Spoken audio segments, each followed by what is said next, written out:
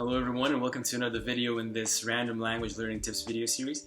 In this video I wanted to give you another hopefully useful tip that you can use whether you're a beginner, advanced or intermediate student.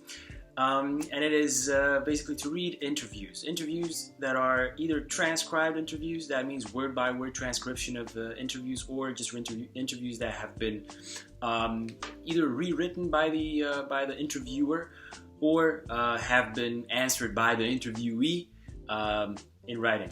And the reason for that is that interviews best mirror the spoken language, and especially those that are just transcribed.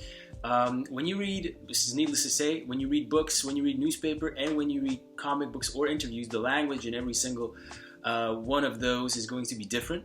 And the language that is used in interviews is the one that resembles our spoken language best, which is very good because that is what you need to learn when you're trying to learn how to speak a language. Now, interviews are very good. Reading interviews is very good for people who, for instance, are not that good with listening yet, and spoken language is too fast for them and they don't really understand every word or even sometimes the gist of what is going on.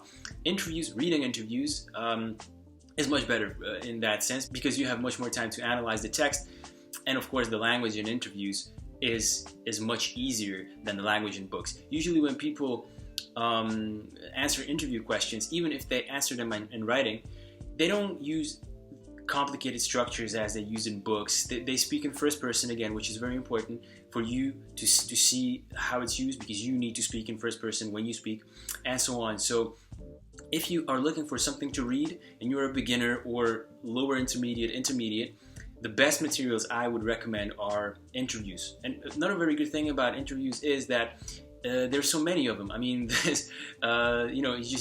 you can find an interview on any subject or topic that interests you, or an interview with a person that interests you in the language that you're learning, if the language that you're learning is one of the popular ones. So go ahead and give it a try. It's really very good. It's really a much easier read, and you will find yourself when you read interviews in a foreign language, you will say, wow, I can actually understand this. Why don't I understand news and books? Well, like I said, because the language in interviews is different from the one in books and different from the one on the news and the newspaper articles. So yeah, that was it for this tip. I hope you liked it, and I will see you in the next video. Bye.